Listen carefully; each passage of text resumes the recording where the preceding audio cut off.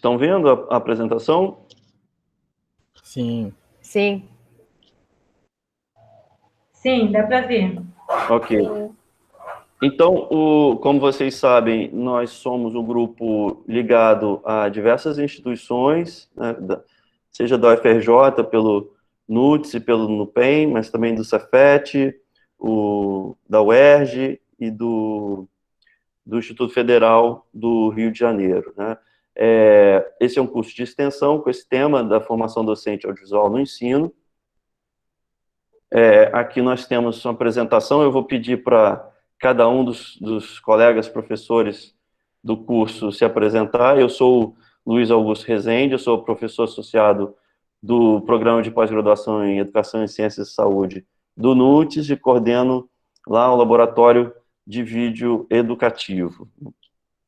Professor Américo, por favor. Não sei se ele teve que sair. Não, tô aqui. Aí. Tô pelo tablet, tá bem enroladinho, mas já tô me ouvindo bem, né? Sim, estamos te ouvindo. Tá. Então, meu nome é Américo, como o professor Luiz falou, né? Fui estudante, fiz o doutorado e mestrado orientado pelo professor Luiz. Atualmente eu sou professor do Instituto de Biodiversidade e Sustentabilidade no PEN. E nos últimos dias aí, também credenciado ao programa de pós-graduação profissional, Ambiente, Sociedade e Desenvolvimento do NUPEM. É isso. E pai da Alice. E pai da Alice, está aqui do lado. Wagner.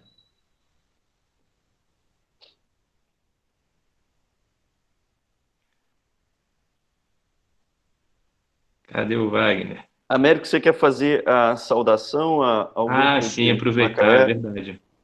Na verdade, aqui eu pedi a licença, né, em nome do CFCG, do Centro de Formação de Professores Carolina Garcia, dar as boas-vindas aos alunos, né, que constituem a turma formada nessa parceria, né, do LVE, do projeto desse curso de extensão com o CFCG.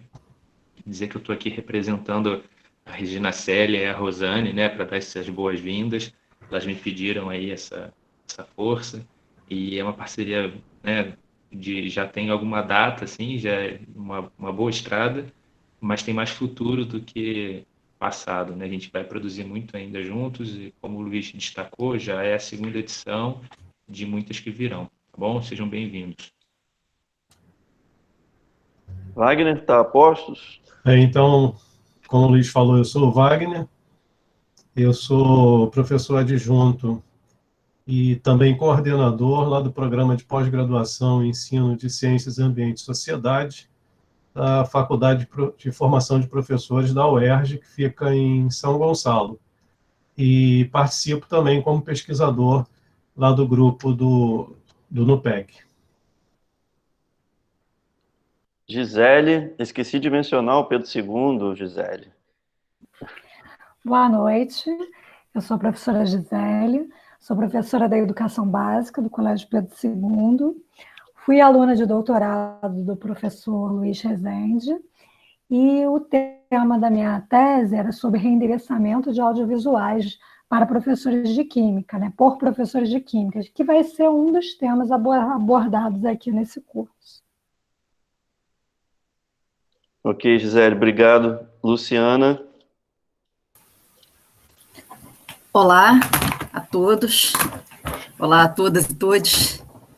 Meu nome é Luciana, né? O Luiz já falou. Eu sou professora do Cefet do Rio de Janeiro, sou professora de Educação Básica e sou também aluna de doutorado do professor Luiz. Trabalho com uma pesquisa nesse campo do audiovisual já há alguns anos, né? O professor Marcos Vinícius me iniciou nessa linha de pesquisa há cerca de 10 anos, e estou aqui para compartilhar com vocês, para a gente dividir um pouco do que aprendemos ao longo dessa trajetória. Obrigada. Obrigado, Luciana. Professor Marcos Vinícius, por favor. Boa noite, sou Marcos Vinícius Pereira, professor do Instituto Federal do Rio de Janeiro, para quem não conhece, a antiga Escola Técnica Federal de Química, Cefet Química, há 15 anos, fui professor também da rede estadual, já há 22 anos, mas atualmente só estou no FRJ. Sou o primogênito do professor Luiz, primeiro aluno de doutorado dele, né? Fui orientador da Luciana na especialização, que agora tenho a felicidade de fazer doutorado também com o Luiz, e colaboro com o grupo no laboratório de vídeo, e sou docente, então, num programa de pós-graduação em ensino de ciências, que a gente tem no Instituto Federal, no campus Nilópolis, com mestrado e doutorado profissional, e do programa de Educação em Ciências e Saúde, junto com o Luiz, no programa de mestrado e doutorado acadêmico no Instituto NUTES, da UFRJ. Sejam todas bem-vindas e todos bem-vindos. Obrigado, Marcos. Seguindo em frente, então, aqui a gente tem um pequeno esboço do conteúdo do curso, né? A gente colocou uns títulos, assim, engraçados, né? Para a gente pensar um pouco a relação do que a gente pretende discutir com a questão principal do ensino, né, da educação, né? Então, nessa aula de hoje, a gente vai fazer um rápido mergulho em princípios gerais e fundamentais do que é chamado de linguagem cinematográfica, né? Isso a relação com estrutura e narrativa, né, do cinema que a gente chama de clássico, que é esse cinema de narrativo, né, de contar histórias, né, que é a matriz principal, né, da produção audiovisual no mundo inteiro, né? É lógico que tem outros formatos, né, outras formas de audiovisual, por isso que a gente usa o termo audiovisual, que é um termo mais geral, e o termo filme designa um tipo específico de produto audiovisual. Então, além dos filmes, a gente tem, né, telenovela, telejornal, documentário, seriado, curta-metragem, e por aí vai, né? Clipe, videoclipe, enfim. É uma diversidade de outros formatos, mas que são originários de uma mesma matriz, que é essa da linguagem cinematográfica, clássica narrativa. A gente vai passar um pouco por conceitos, princípios e ideias fundamentais desse campo, tá? Um mergulho hoje no cinema propriamente dito, assim, ainda sem fazer muitas relações com o campo da educação, tá? Mas, enfim, por que esse mergulho é importante? Porque esses conceitos, essas discussões, esse conhecimento sobre como os filmes são, né, como a gente conhece, o que a gente conhece sobre os filmes que a gente usa, por exemplo, para ensinar, né, depende também de um conhecimento sobre esses conceitos, né, especialmente no que a gente vai começar a falar na próxima semana, na segunda aula, que é a relação com o público, né? É entender um pouco como o público dos espectadores, né, já estão, em alguma medida, desenhados na narrativa, né? O que pode não ser, assim, tão evidente, né, num primeiro olhar. Então, a gente quer discutir um pouco isso com vocês, né? Como os filmes constroem o seu espectador, especialmente por um conceito que a gente tem trabalhado nos últimos anos, que é o conceito de endereçamento, tá? Não vou explicar agora, a gente vai ter bastante tempo para explicar depois o que se trata, né? Mas, em linhas gerais, se trata dessa relação que os filmes constroem com seus públicos, né? E aqui a gente já tem uma primeira ponte, vamos dizer assim, com a educação, que é essa ideia de que a situação comunicativa, né, da sala de aula, por exemplo, né, mas, em geral, toda a situação que envolve uma prática educativa, ela envolve também elementos de comunicação, né? E quando a gente usa o filme, a gente está levando para a sala de aula esse elemento comunicativo, né, que já está construído dentro do filme, né? Já vem junto com o filme, vamos dizer assim, né? Que é essa ideia de um espectador projetado, um espectador imaginado, né? E isso vai ter, com certeza, relações, desdobramentos com a relação que o professor estabelece com os seus alunos, claro, em todas as aulas, mas de uma maneira diferente, de uma maneira específica, quando ele passa filmes, ou, enfim, telejornal, reportagem, documentário, qualquer um desses gêneros, né, desses formatos. E aqui também a gente vai fazer uma ponte entre essa primeira aula e as próximas, que é a partir de alguns princípios de análise fílmica, né, que são importantes justamente para o professor e para o analista, para o pesquisador, até para um espectador que queira se aprofundar mais no entendimento de como o cinema é feito, que são elementos para a gente desconstruir os filmes, né? Entender como eles funcionam, como eles capturam nossa atenção, como eles nos envolvem, como eles representam, né, questões socialmente importantes, né? Acho que isso é um tema muito importante, como eles representam e posicionam o espectador em meio a conflitos sociais, em meio a valores, né, que são construídos e divulgados também por meio dos filmes, né, já que os filmes estão imersos na sociedade, eles não estão no vazio, né. Na terceira aula, a gente já vai entrar mais nas questões relativas à prática do professor com audiovisual, a partir desse conceito, o endereçamento, né, reendereçamento, que é um conceito que a gente também tem trabalhado nos últimos anos, e que fala justamente de como o professor se apropria, né, de um filme, de um produto audiovisual, de uma obra audiovisual, e adapta essa obra para a sua prática, né, para os seus objetivos de ensino, né.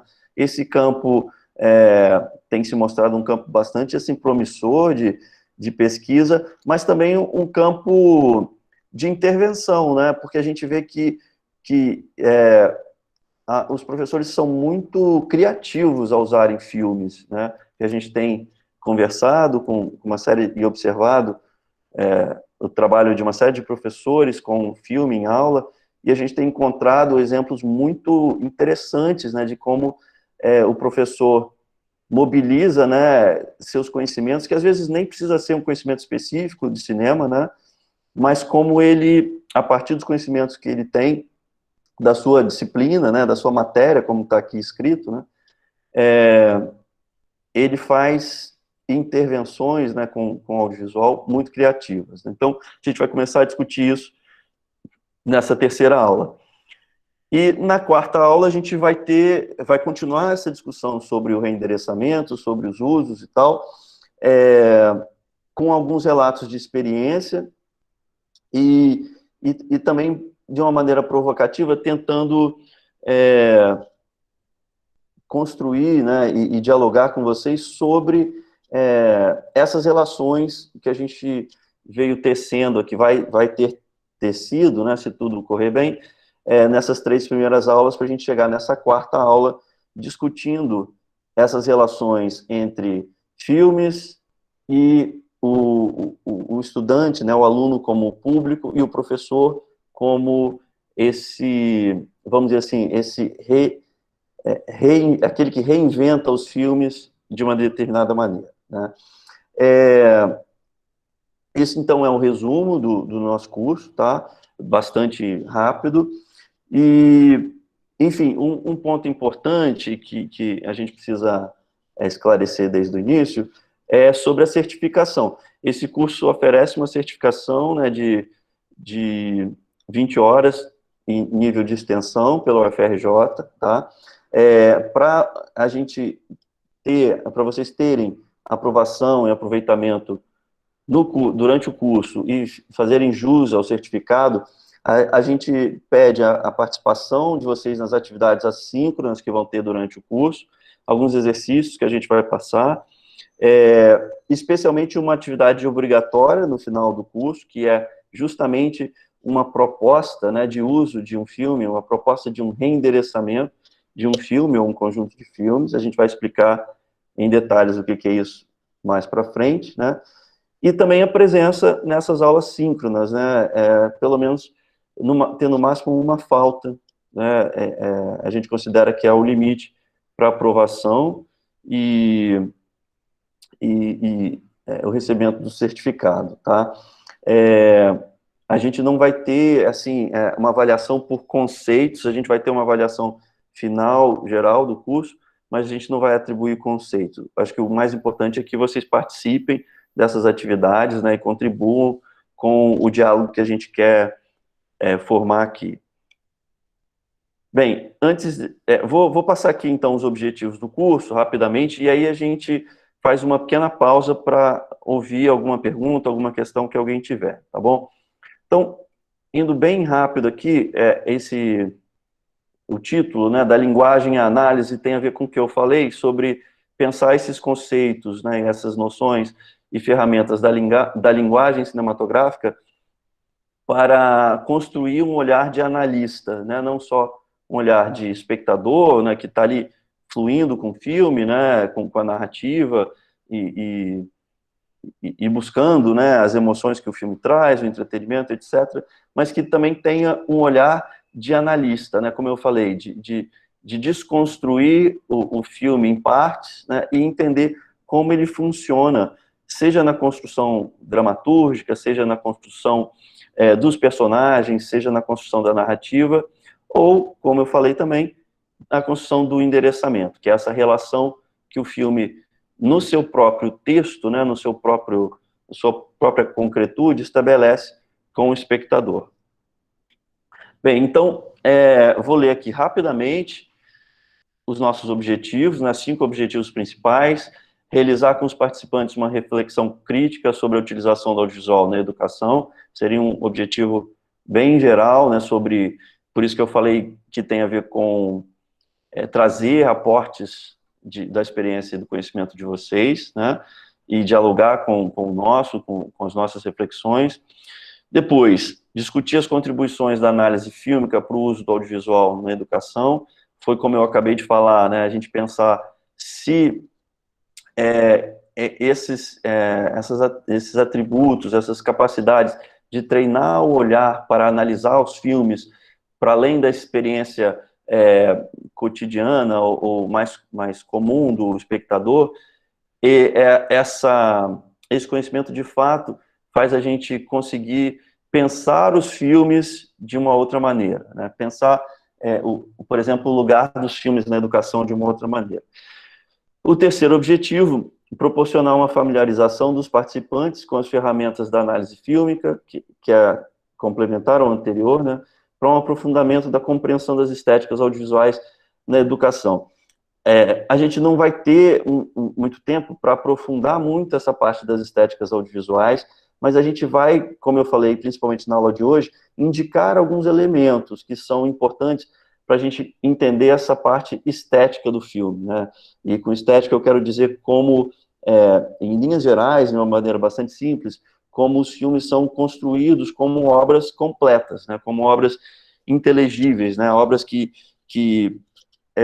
sobre as quais a gente pode produzir significado, que a gente pode levar para as nossas vidas, né? Seja de um ponto de vista de resistência, de dúvida, de questionamento, mas seja também como valores, né? Exemplos de vida, como conhecimento também, né? Seguindo aqui o quarto objetivo, apresentar aportes e conexões da pesquisa sobre endereçamento e reendereçamento de audiovisuais por meio das discussões de suas bases teóricas e contribuições para o campo da didática. Esse objetivo, ele pode parecer bastante formal, acadêmico, né? Mas como eu falei no início, a gente quer fazer essa discussão de um ponto de vista bastante prático, né? Bastante objetivo, né? Com exemplos concretos, com exemplos práticos que estão ancorados na prática do professor, na prática de sala de aula. Não uma discussão teórica, conceitual, solta, né, vazia.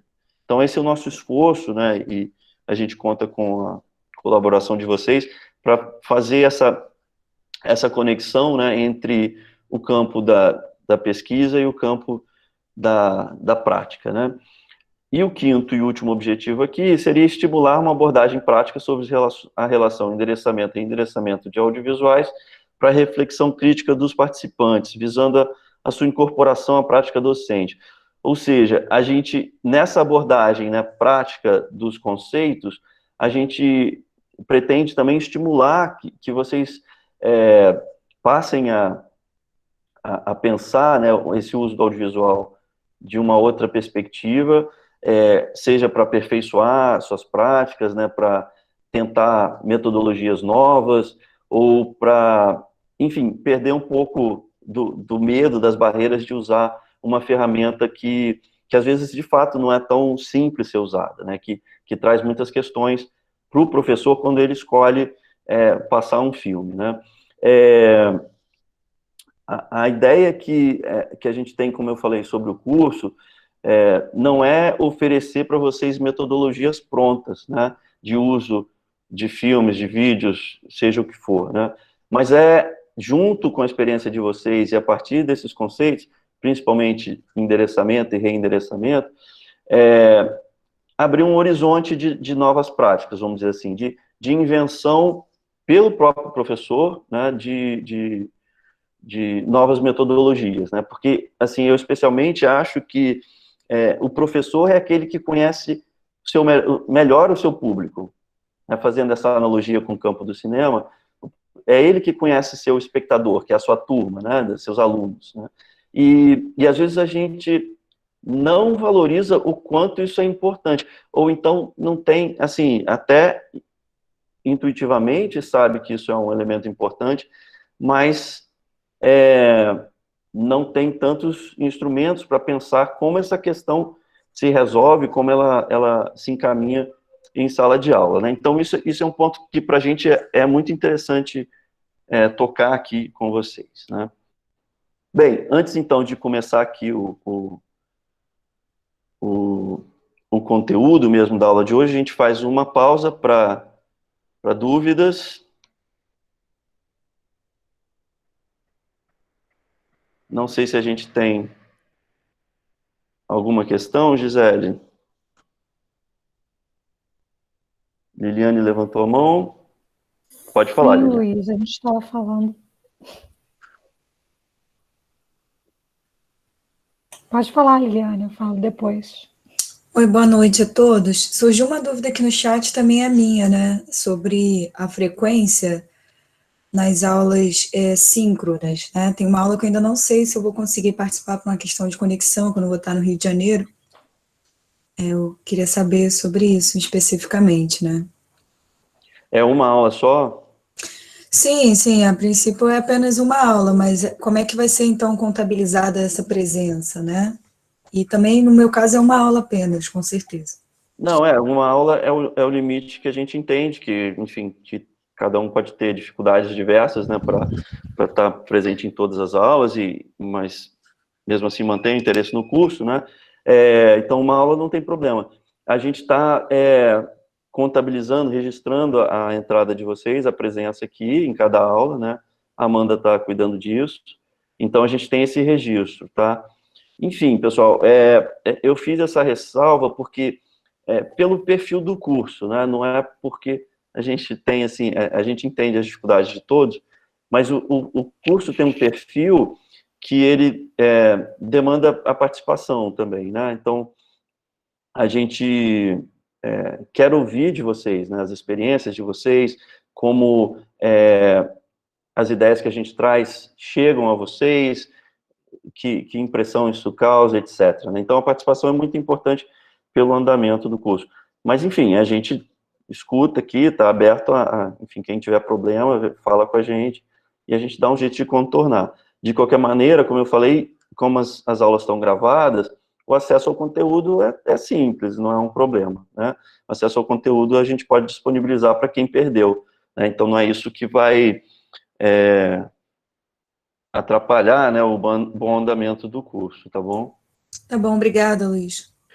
Aí a Wanda também, acho melhor a Gisele falar antes, aí depois a gente passa para a Wanda. Oi, é que houve uma pergunta aqui sobre se a gente ia tratar somente de documentários, né? E eu falei que não, que a gente vai tratar de documentários e outros gêneros de filmes. E aí o comentário foi o seguinte, que acha um pouco difícil filmes fiéis ao contexto científico que não sejam documentários, né?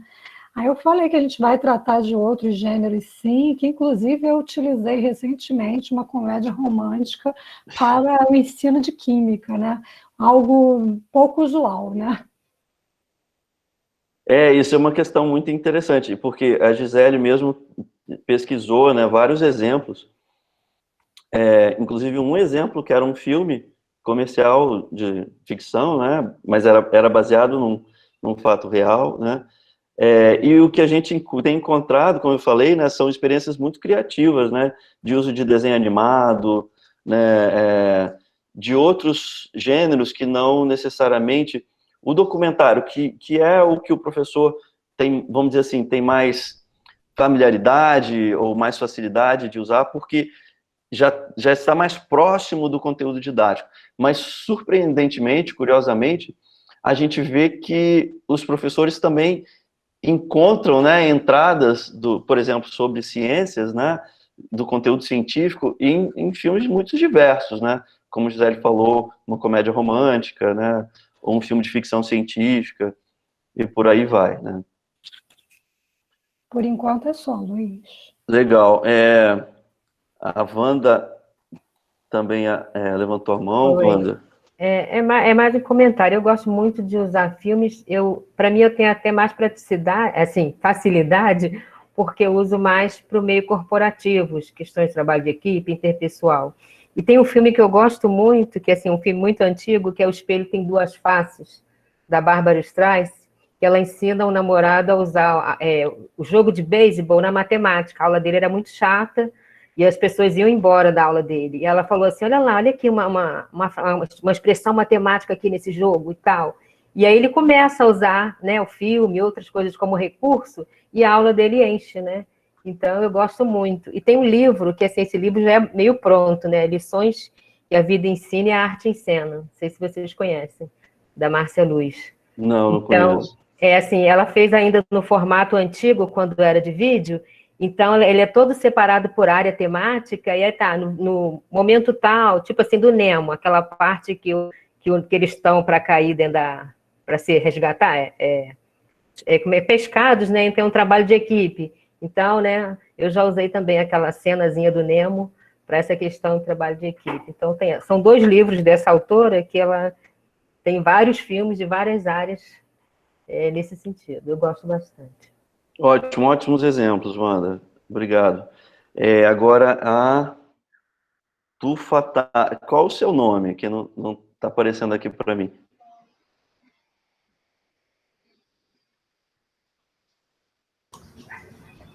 É Tuane, Luiz. Tuane, você está me ouvindo?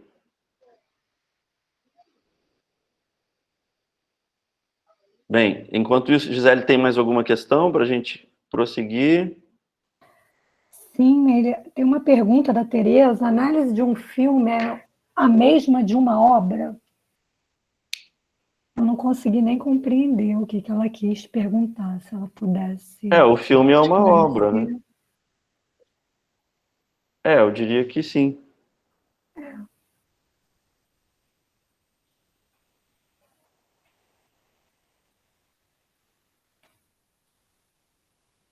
O restante são comentários. O filme é uma obra, né? Uma obra audiovisual, do mesmo jeito que o livro, né? É uma obra, né? Literária, no sentido de que tem um texto, né? Uma concretude como obra, né? Como objeto, né?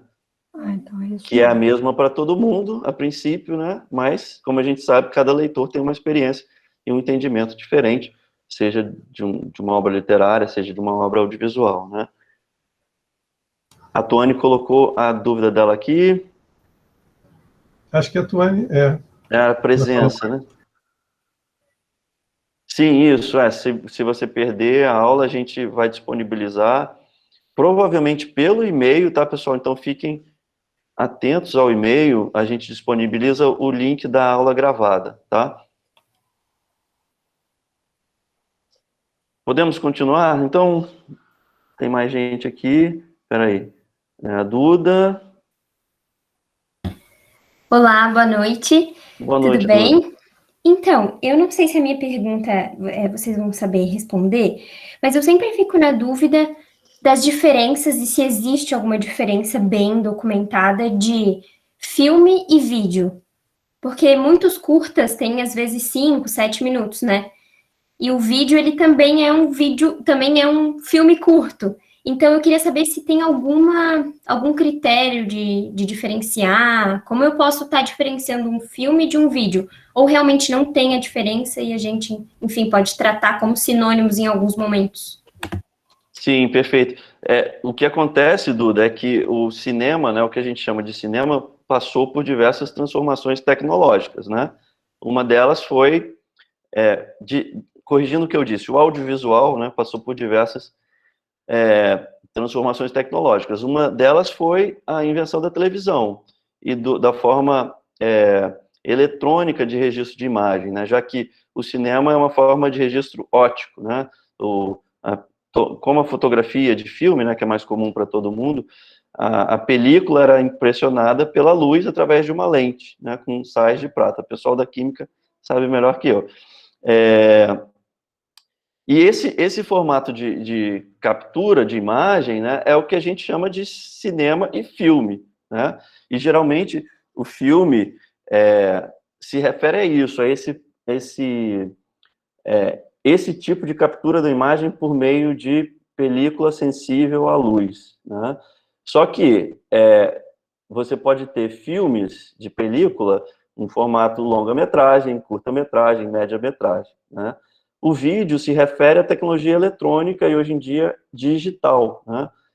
Que não é mais analógica, né? Mesmo a TV. Entendi. Isso, aí a sua dúvida é muito justificada, por quê? Porque, hoje em dia, os filmes de cinema também são digitais, né? A película é uma coisa em desuso, né? Porque a tecnologia digital, ela equiparou, né, em termos de qualidade, né? Mas a gente ainda tem o cinema em película, seja nos acervos, né, de filmes, seja enfim, na produção também, né? Então, isso que cria confusão, porque, a rigor, a gente tem longas-metragens, né, filmes, que não são feitos em filme, são feitos em vídeo digital, por exemplo, né? Aí toda essa confusão.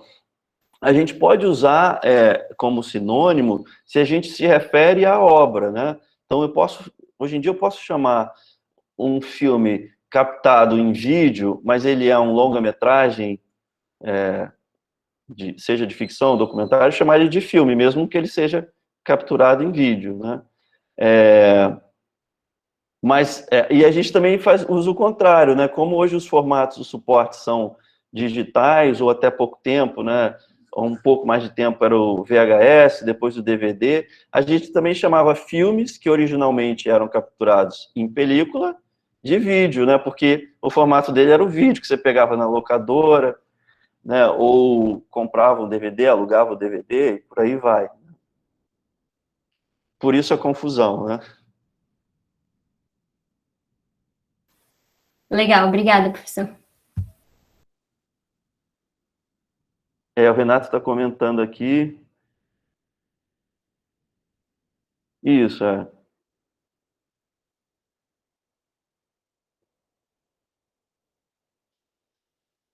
Renato, você quer falar? Pode falar. Oi, gente, boa noite. Meu nome é Renato, sou aqui de Goiânia, sou doutorando no programa de arte e cultura visual aqui na UFG, né, na Universidade Federal de Goiás, e meu objeto de estudo é cinema, né, eu estudo realização cinematográfica por meio de narrativas do cotidiano, e eu estou muito feliz de participar com vocês aqui nesse processo aqui. Eu só queria fazer um comentário, eu nem sei se eu vou estar atropelando aqui enfim, a narrativa, né, que foi montada aqui para o curso. Mas eu vi aqui, eu acho que é Tuane, né, falando aqui do documentário, ficção, não sei o quê. Hoje já existem discussões, assim, inúmeras discussões sobre a perspectiva da linguagem em si, do que é ficcional e do que não é ficcional, né? Então, assim, existem doc-ficcionais, por exemplo, existem os mock-docs, que são documentários totalmente falseados, que têm um objetivo de criar humor e tudo mais. Então, acho que, no fim das contas, o que menos importa é o gênero daquela narrativa filme que você vai usar, né? No meu ponto de vista e pela minha experiência que eu tenho aqui com estudantes das escolas públicas do estado de Goiás, tem muito a ver com o cotidiano dessas pessoas. Então, muitas vezes, não adianta você passar lá, eu esqueci o nome daquele filme, cara, de história lá, do fogo, que a galera descobre o fogo, e tem um filme que é o clássico dos clássicos, é o Ilha das Flores, por exemplo. Ilha das Flores. O Ilha das Flores é o quê? É uma ficção ou um documentário? Ele é criado enquanto uma ficção, mas aqueles personagens existem, de fato. Né? Então, era só mais nesse Guerra do Fogo. Isso, Guerra cara. do Fogo. Básico do básico, assim, né? Eu que fiz lá meu ensino fundamental em 1990 e poucos lá, a gente assistia a Guerra do Fogo. Eu acho que até hoje devem passar a Guerra do Fogo, né? Mas é mais nesse sentido, né? Eu acho que talvez assim a gente consegue caminhar sem pensar nesse esquema do isso é doc, porque doc representa, a ficção representa. Né? Eu costumo dizer que a vida é a fonte mais rica para criar qualquer filme de ficção. As coisas que acontecem na vida da gente, elas inspiram qualquer ficção aí, né? E, enfim, nascem de contextos reais, né? Enfim, desculpa, era só isso aqui, o que eu puder contribuir ali também no chat livre. Vamos junto. Beleza, Renato, obrigado. Está perfeito você lembrar essa questão, né, que é uma questão importante.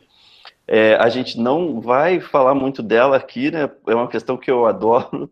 Fiz meu doutorado em torno dela também.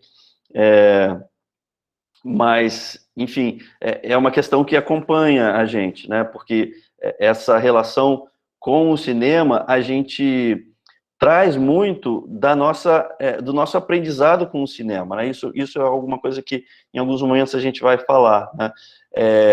A gente já tem um autor americano que chama David Bordwell, que ele fala assim, o espectador já chega no cinema para ver um filme sabendo muito. Ele já chega para ver o filme sabendo muito. Não é que ele sabe o fim do filme, ele tem uma série de expectativas sobre o filme, né? E entre essas expectativas está um conjunto de elementos que estão justamente no que você falou, né? Como eu reconheço que algo se refere à realidade ou é uma fantasia, mas em sendo uma fantasia, isso não me diz respeito em nada, não é uma verdade, não trata de elementos humanos, valores humanos, conflitos humanos, né? Dá para dizer isso? Não dá para dizer isso? Então, esse campo todo, que é um campo de conflito, vamos dizer assim, né, num sentido bom da palavra conflito, porque a gente está em sociedade, né, o espectador leva, né, ele chega já com toda essa informação, né, sobre toda essa informação para ver o filme, né, inclusive informação sobre o que é um filme para ele, né, quais as expectativas que ele tem sobre o que ele vai ver, o que ele espera ver, né? E na escola, eu acho que isso é muito forte, né?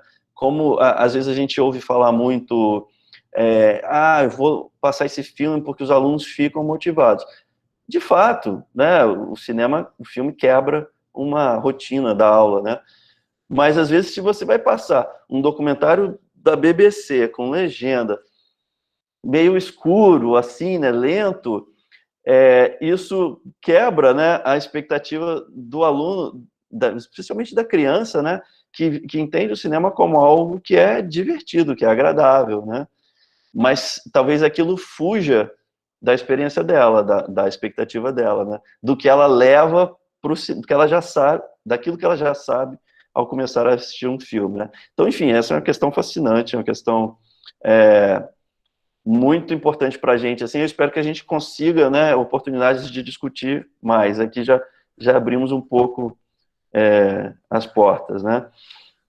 Enfim, pessoal, a gente tem que continuar aqui, senão a gente não vai dar conta do que a gente trouxe hoje. Gisele, por favor, continua aí ligada nos comentários, e depois a gente recupera alguma coisa daqui a pouco, né? Bem, vou voltar aqui à projeção, tá? De onde a gente parou. Deixa eu fechar minha câmera. Aula remota, toda uma outra dinâmica, né? Que a gente precisa aprender.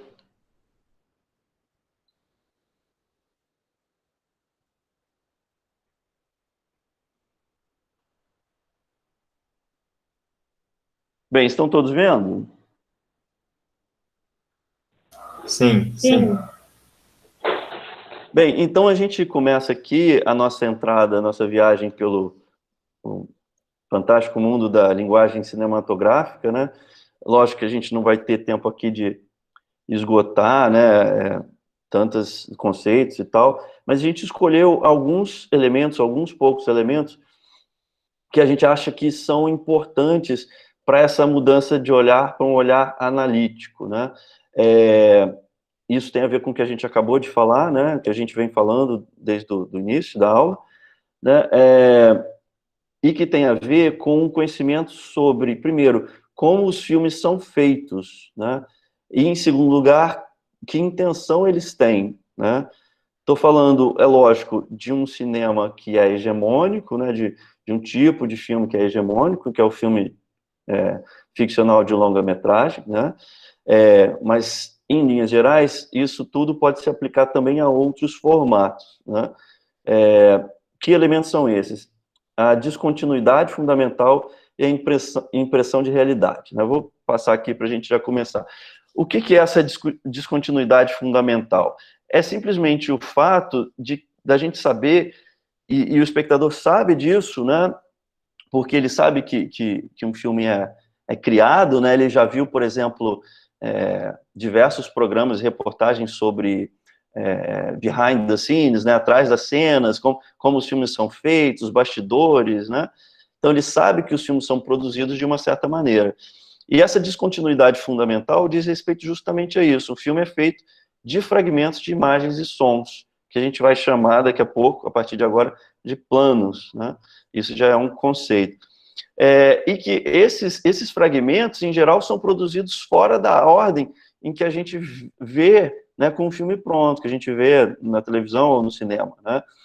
Porque produzir esses fragmentos obedece segue uma lógica de produção, né, do que é mais prático, né, do que é mais objetivo do ponto de vista da realização dessas imagens e sons, né, de limitações técnicas, mas também de questões bastante objetivas também, como o erro. Você pode errar uma tomada, uma pode ficar melhor do que outra, né?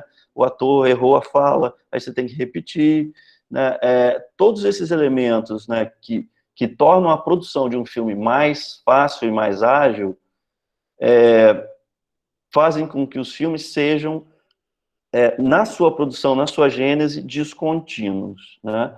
É lógico que a gente tem hoje em dia, e antes na história do cinema, experiências, né, de filmes que eram feitos, né, na ordem definitiva, né? Tem um filme dos anos 90, se eu não me engano, mas aí já em formato digital, chamado A Arca Russa, que é um filme feito dentro do Museu Hermitage, me esqueci o nome da cidade, mas na Rússia, e que ele não tem cortes, né? Ele é feito na ordem que ele que ele aparece para o espectador num plano único. A gente vai explicar o que é isso daqui a pouco. Aí o segundo elemento, né? Apesar dessa descontinuidade fundamental, quando a gente vê um filme, em geral a gente não se dá conta dessa descontinuidade, a gente não fica vendo as emendas, né, dos cortes, né?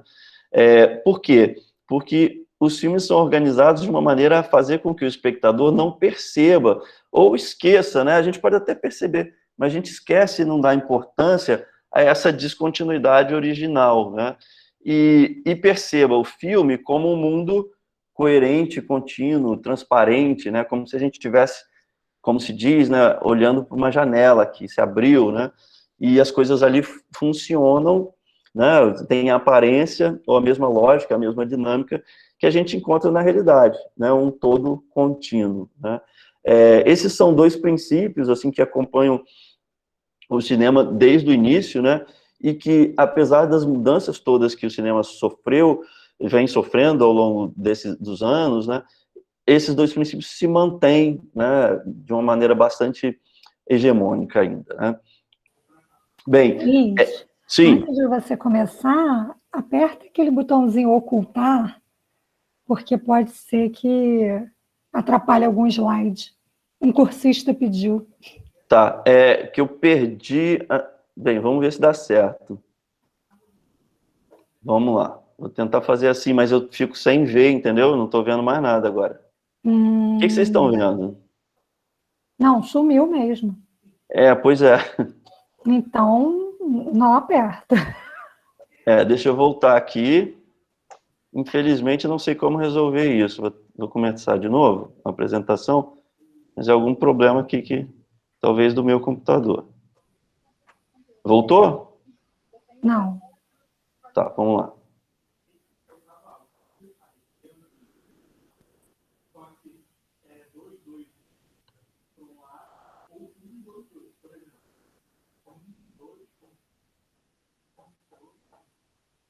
Eu tinha tentado fazer isso, mas tinha dado esse mesmo problema. Voltou? Voltou, Luiz. Voltou, agora tá bom. Tá, então vamos lá. Agora a gente vai ver um filme, voltar no tempo aqui para 1903, ver um dos filmes dos princípios do cinema, né, do primeiro cinema, um filme americano chamado A Vida de um Bombeiro Americano. É um filme curto, tá? A gente vai ver ele inteiro, ele tem uns 7 minutos, mais ou menos, eu acho. E assim, eu quero, não vou comentar, não vou explicar o filme antes, eu quero que vocês reparem, tentem identificar diferenças desse filme para filmes que a gente está mais acostumado a ver hoje, né? Especialmente em relação a esses dois elementos que eu estava falando, a descontinuidade fundamental e a impressão de realidade, tá bom? Aí, na sequência, a gente comenta. É um filme mudo, tá bom, pessoal?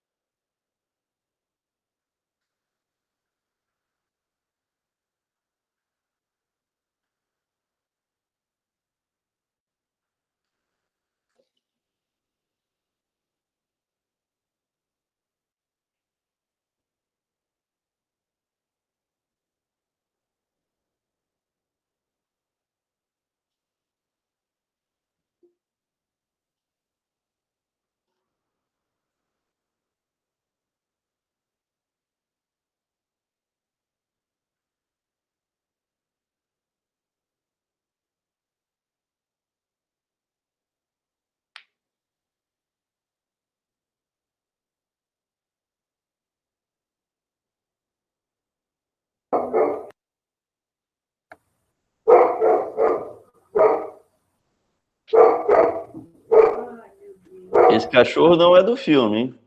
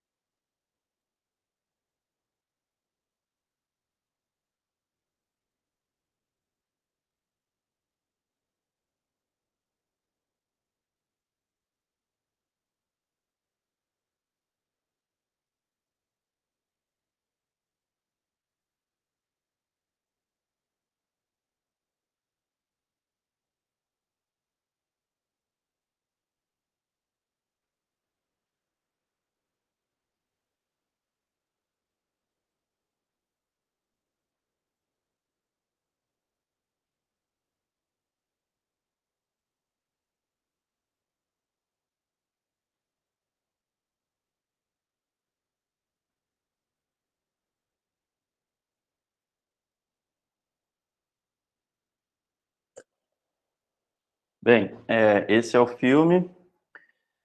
Deixa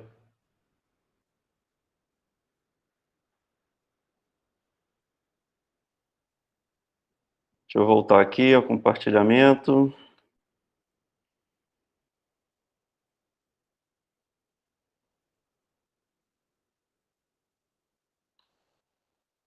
Bem, antes de ouvir vocês, vou fazer alguns comentários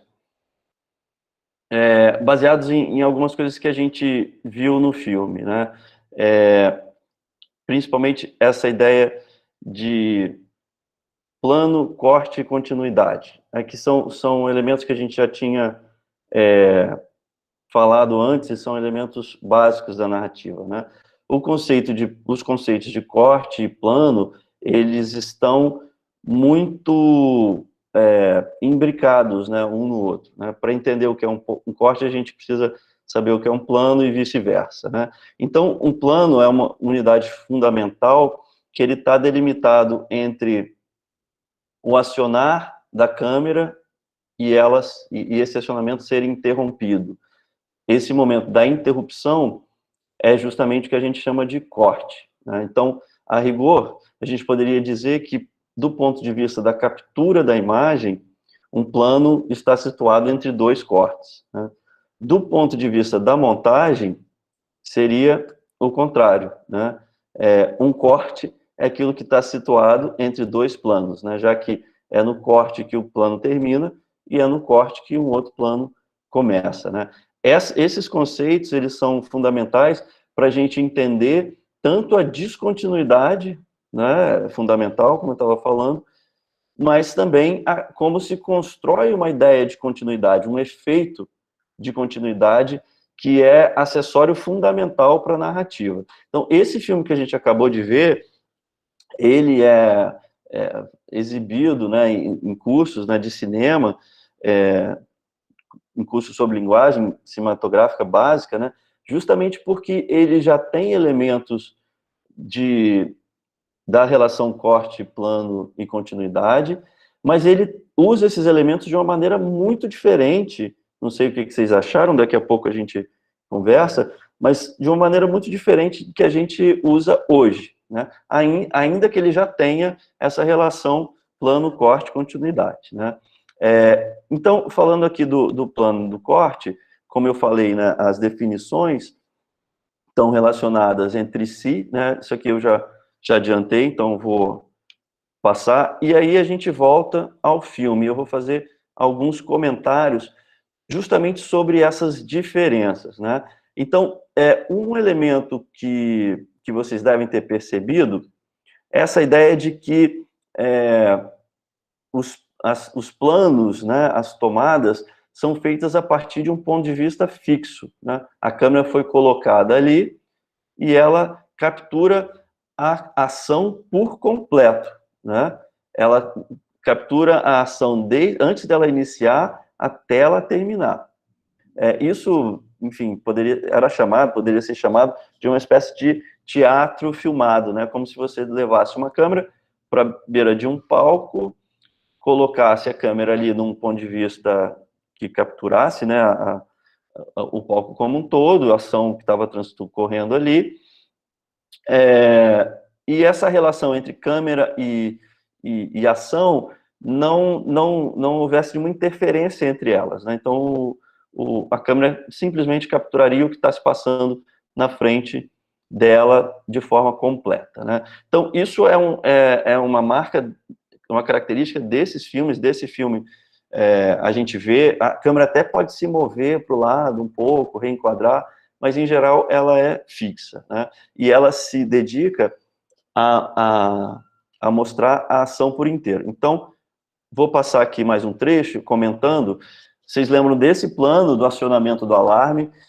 Ele inicia antes desse braço que entra e aciona o alarme, e ele só vai terminar depois que a ação foi completada. O mesmo se dá em todos os outros planos, né? Aqui a gente vê que a ação começa antes deles levantarem das camas e só termina quando o último desce. E aí, em seguida, eles já saem ali com as carroças.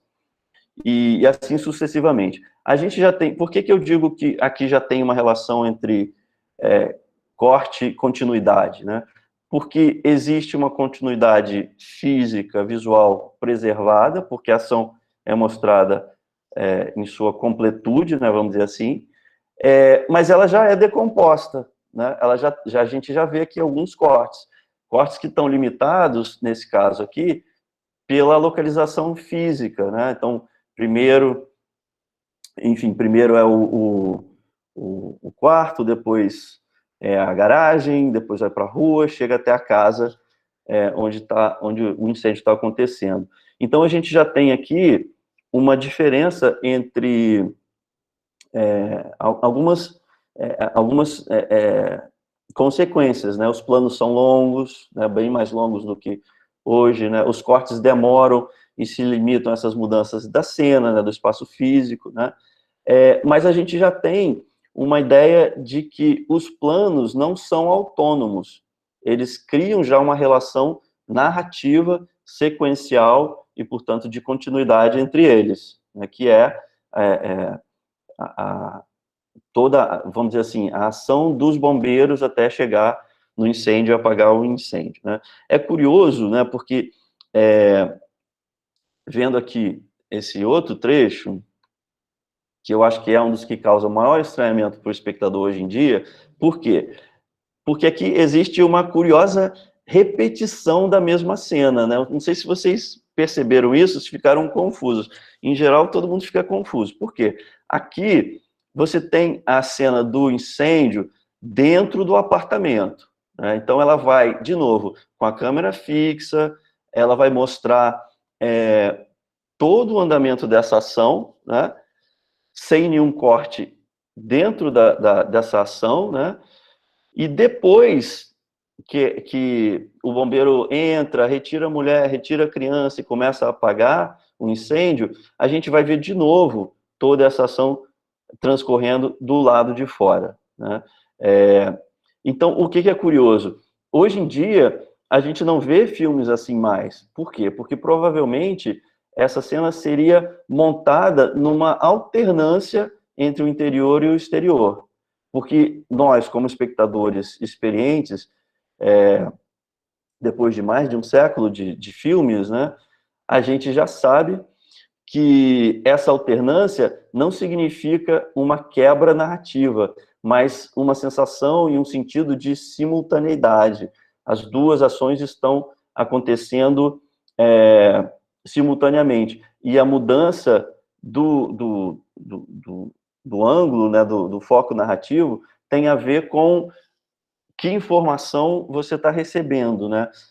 E como a sua atenção está sendo guiada pela montagem do filme.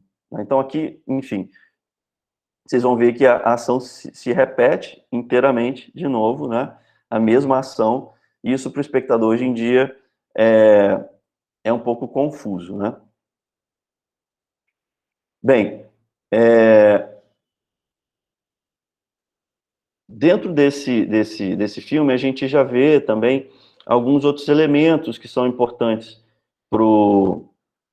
da linguagem cinematográfica e da capacidade de manipular o espaço e o tempo, nesse sentido que eu acabei de falar, né? Por exemplo, interior e exterior e regulação ou condução da atenção do espectador. Então, um desses elementos é a duração do plano, né? Que pode ser, hoje em dia, desde um instantâneo, um plano super curto, como na edição de um videoclipe, ou até um plano que dura horas, né? Hoje em dia, o cinema digital te permite isso, né? Basta você ter um HD gigante, né? Claro que sempre tem um limite, né? Não tem HD infinito, mas você pode alongar muito a duração desse plano, né? Além de efeitos digitais que você pode maquiar o corte, né? Outro ponto importante que também esse filme do Bombeiro já usa, já manipula, já joga com ele, é essa ideia do ângulo de filmagem, né? De onde você está vendo a ação transcorrer, né? E aí a gente tem essa ideia de que a câmera pode se posicionar, né, na altura dos olhos, de cima, de baixo, né, a depender do efeito que você quer passar, né. Como eu já disse também, a câmera ela pode se mover ou ser fixa. Nessa época a câmera era bastante fixa, como vocês viram nesse filme, né, ela se move muito pouco, mas hoje em dia a gente tem uma série de movimentos, né, traveling, panorâmica, grua, que é uma espécie de guindaste com uma plataforma e a câmera na ponta, né, a própria ideia da câmera na mão, que é uma câmera que passeia pelo espaço, e geralmente esses movimentos, eles são usados para, enfim, como uma maneira de dar uma impressão de espaço de fato contínuo, né, uma apreensão da continuidade do espaço e do tempo, e, portanto, se coloca, de alguma maneira, em oposição àquela descontinuidade fundamental, né. E o exemplo que eu até falei naquele momento é o plano sequência, né, que seria uma tomada de um plano único, né, de uma duração maior, que captura uma unidade narrativa como um todo, né. A gente tem vários exemplos, esse exemplo que eu dei desse filme A Arca Russa, que é inteiro num plano sequência, né, um filme sem cortes, e a gente também tem uma curiosa, famosa experiência do Alfred Hitchcock no filme Festim Diabólico, que, apesar da tecnologia naquela época não permitir um filme de 1h20 de duração sem cortes, ele fez algumas jogadas para esconder os cortes, né?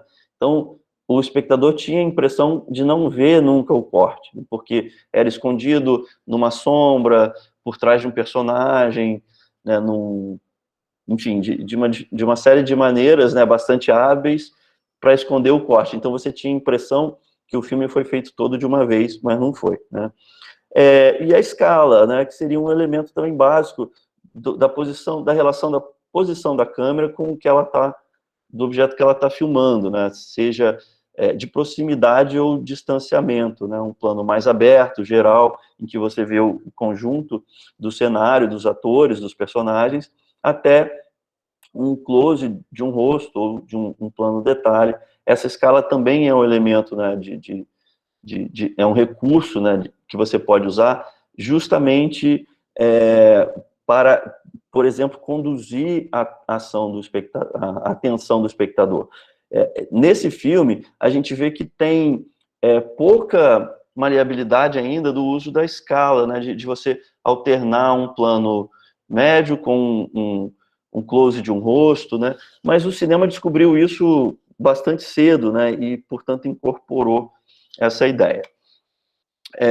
Enquadramento diz respeito também a esse elemento da escala, né?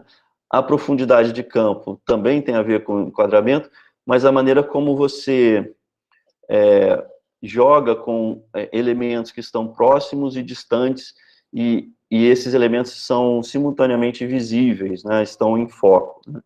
E a definição da imagem, né? Os efeitos que você pode usar com usos da cor, do preto e branco, do grão da fotografia, da iluminação, efeitos como, por exemplo, o sonho, a desorientação do personagem, uma série de elementos desse tipo também.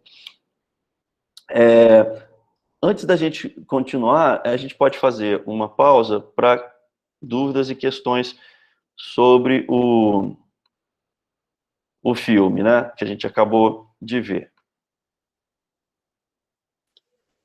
Alguém tem alguma questão, Gisele, aí, sobre o filme? Luiz, no chat não tem nenhuma pergunta, só comentários. Se alguém quiser manifestar o comentário.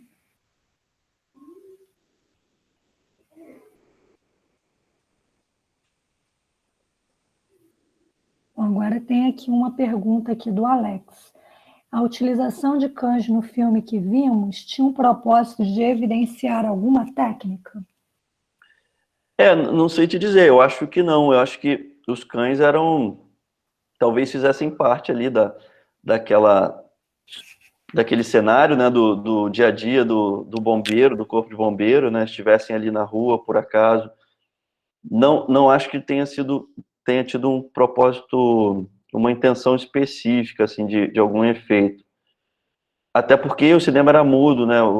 Você não tinha espaço para jogar muito com os efeitos sonoros, né? Esse tipo de coisa. Eu queria saber se ficou claro essa ideia do estranhamento, da repetição da cena, né? E como isso é tão diferente para a gente hoje, né? Acho que eu acabo destacando, né, enfatizando muito essa ideia da diferença, né? Porque eu acho que a gente acaba aprendendo, né, e percebendo como as coisas não existem desde sempre, né? Elas são inventadas, descobertas, né? E vão sendo incorporadas ao que a gente chama de linguagem cinematográfica, né?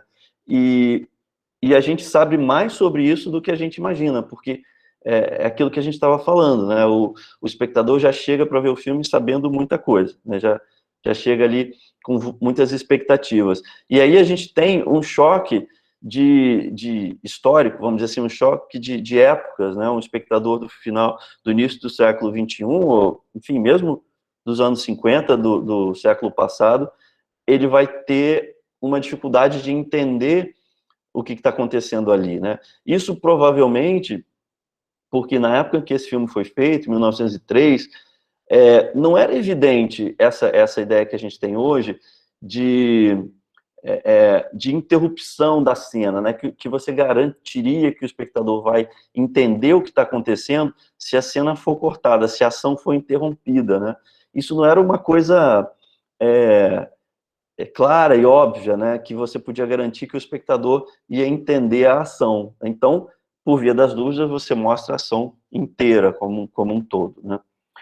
Wanda, você levantou a mão. Eu até escrevi ali depois no chat, essa questão da cena, por exemplo, se teria a ver com a questão de dublê? Quem mostra, depois mostra saindo de novo, tem a ver com isso ou não tem nada a ver? Não, eu acho que não. Eu acho que o diretor, ele quis mostrar duas facetas, né? Porque ele está falando do quê? É uma espécie de... Ele está exaltando o trabalho do corpo de bombeiro, do bombeiro, né? Um dia na vida do bombeiro americano, né? E aí eu acho que mostrar o que acontece dentro e fora seria uma forma de enriquecer para o espectador, dizer para ele, né, aspectos, mostrar para ele aspectos diferentes, né, desse trabalho. Até no sentido também, porque esse cinema dessa época era um cinema muito da ação, né, de você mostrar ações, mesmo que ali a gente saiba que seja uma encenação, não é um incêndio de verdade, você mostra para o espectador uma encenação desse incêndio que é algo assim espetacular, vamos dizer, né? Que é algo que você não via, não é como a gente hoje que já viu 500 imagens de desastre, incêndio, acidente, etc., né? Então aquilo em si mesmo era um atrativo, né? Você mostrar algo que, em geral, as pessoas não testemunham. A pessoa não está lá dentro do prédio, né, do apartamento, durante o incêndio, né? Porque a princípio eu pensei que seriam duas mulheres. Eu pensei, já estava saindo, agora tem outra. Daí depois não é a mesma. Pois é, isso é que cria que é curioso, que cria essa confusão pra gente, né? Parece que voltou tudo atrás. Ué, já não tinha tirado ela? Então vai tirar de novo? O que aconteceu? É um sonho? Enfim, vai começar uma outra história, vai mostrar alguma coisa que a gente não viu, mas não é nada disso. Aquela cena né, das charretes saindo, eram várias mesmo ou eram repetidas as imagens das... Não, são as mesmas, é aquilo que eu estava falando, né? Eu acho que não tinha tudo isso lá, acho que estão repetindo. Não, são várias, né? São várias mesmo. Porque, então, isso que você perguntou tem tudo a ver com o que a gente estava falando sobre mostrar a ação completa, né? Hoje em dia, a lógica do cinema, o cinema é muito mais dinâmico. Então, a partir do momento que você passou a informação, vamos dizer assim, né? Que a informação o bombeiro pegou a charrete e se dirigiu para o lugar do incêndio. Um plano, se ali mostrasse duas charretes passando, né? Já era o suficiente para a gente entender esse elemento da narrativa. Mas naquela época, como eu estava falando, você não tinha essa noção clara de que esse corte seria o suficiente para o espectador entender. Então, o plano, ele mostra a ação toda, né? Então, você Aí já eu entendeu... comecei a prestar atenção, falei assim, será que esse cavalo já passou? Será que tem outro? E comecei a prestar atenção para ver se estava repetindo. Achei muito funcional. Sim, a Fernanda colocou uma pergunta importante aqui. De modo geral, as características que compõem o filme também são vistas em outros materiais audiovisuais? Por exemplo, plano, corte? Sim. Sim, a gente pode levar esses elementos, né, para todos os produtos audiovisuais, né? Não tem como você fazer um filme sem plano, né? E se tem um plano, tem pelo menos um corte, né? Quando o filme termina, né? Ou quando ele começa e termina. Se vocês considerarem o início um corte também. Pode. Oi, professor, você está me ouvindo? Desculpa, Tô ouvindo, sim. eu acho que eu vou bem além, vou perguntar também. Sim. E através dessas características que você falou do filme, que tem nos outros materiais audiovisuais, a gente pode fazer a análise? É através disso que é feita a análise ou não? A gente está sendo só apresentado. Exatamente, através desses elementos que a gente faz essa análise. Os meus comentários são baseados em análises que historiadores, né, e teóricos do cinema fizeram sobre esse filme, né, e sobre outros filmes que a gente vai ver daqui a pouco, trechinhos, né. Eu não conseguiria ver esses elementos, né, eu não conseguiria fazer essas análises se eu não tivesse a percepção desses elementos fundamentais, né, Fernanda? Se eu não entendesse o que é o corte, o que é o enquadramento, o que é a câmera fixa, o que é um plano autônomo, o que é um plano que está numa relação de causa e efeito e continuidade com o outro, né? Então, esses elementos, eles são fundamentais para a gente fazer qualquer análise. É lógico que as análises que mais interessam a gente, por exemplo, para usar um filme em sala de aula, não se limitam a isso, né? Você saber onde está o corte, quantos planos tem o filme, como é construída a continuidade, né? Claro que não vai se limitar a isso, mas sem esses elementos a gente não começa a dar os passos para chegar em análises mais complexas, né? Em relação ao significado geral do filme, né? A gente até aqui, a partir, por exemplo, a pergunta da Wanda, a pergunta do Alex também, levou essa análise inicial a outras elaborações sobre o que o filme significa, né? Mesmo que a gente esteja historicamente distanciado, né, não tem como a gente tentar ver esse filme como um espectador de 1903, né? Mas a gente pode fazer conjecturas, a gente pode fazer relações a partir dessas informações que, por exemplo, a gente extrai da análise, né? Mas é isso mesmo, você entendeu corretamente. Obrigada, professor. É porque eu já li algumas coisas já vi outras pessoas também falando sobre análise de filme, e eu sempre ouvi as pessoas falando que é uma análise muito difícil, uma análise complicada, e por isso que eu perguntei se a gente tinha que compreender essas características para a gente poder fazer uma análise de um filme. Eu acho que é por aí que a gente começa, né? Agora, até o fim da aula de hoje, espero que dê tempo, eu vou trazer mais alguns elementos, tá? Mas não são todos, né? São alguns elementos que eu considero fundamentais, né? Que a gente escolheu justamente para começar a treinar o olhar analítico de vocês. E aí, pessoal, entendam uma coisa. Eu sei que nesse grupo todo vai ter pessoas com experiências e conhecimentos diferentes, né? Então, para muitos aqui que já estudaram, já fizeram cursos de cinema, esses elementos que eu estou trazendo são muito básicos, né? Mas talvez para outros ainda não, enfim, precise se familiarizar, refletir sobre. Então, assim, a gente vai se ajeitando, né, entre essas posições aqui de todos vocês, né, no conhecimento que cada um traz, nas dúvidas que vocês trazem, né. Então, na medida do possível que a gente consegue aqui conversar com vocês, tragam as dúvidas, e como o Renato está colocando aqui também, né, claro, pode contribuir também. Deixa eu ler aqui, então, a gente já volta daqui a pouco para a apresentação. Se há um dispositivo de captura de imagem, há plano, enquadramento, corte, isso. A diferença mesmo é em relação ao uso da linguagem. A narrativa cinematográfica é baseada na perspectiva aristotélica de estrutura dramática, exatamente. Não vou usar o Aristóteles hoje, mas o que a gente vai ver daqui a pouco é totalmente aristotélico. Um filme do TikTok é um produto audiovisual, mas no caso ele não necessariamente possui essa estrutura de atos, começo, meio e fim, exatamente. A gente vai justamente daqui a pouco falar sobre essa estrutura de atos, e tem a ver com um exercício que a gente vai indicar para vocês fazerem durante essa semana, livremente, tá? Vou voltar então à apresentação, pessoal, senão a gente não consegue terminar. Eu acho ótimos os comentários e as dúvidas, mas a gente acaba tendo pouco tempo, né? Então, voltando aqui à apresentação. Só um minutinho.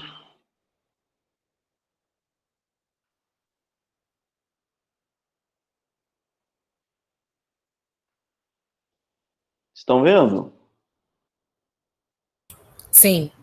Sim, Luiz. Então, vamos lá. Continuando com a continuidade. Esse, enfim, é um elemento também importante, né, que eu estou falando desde o início, que é justamente a questão de como fazer o que é descontínuo parecer contínuo, né?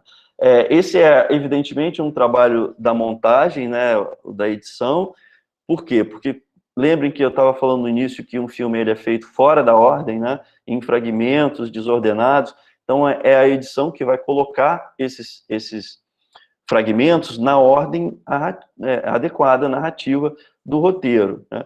Não só isso, né, mas também há um trabalho de seleção, né, das melhores tomadas, dos melhores planos, né, e de descarte, por exemplo, do plano que o ator errou, ou que tinha um erro de continuidade, e por aí vai, ou que não ficou boa a luz, etc., né?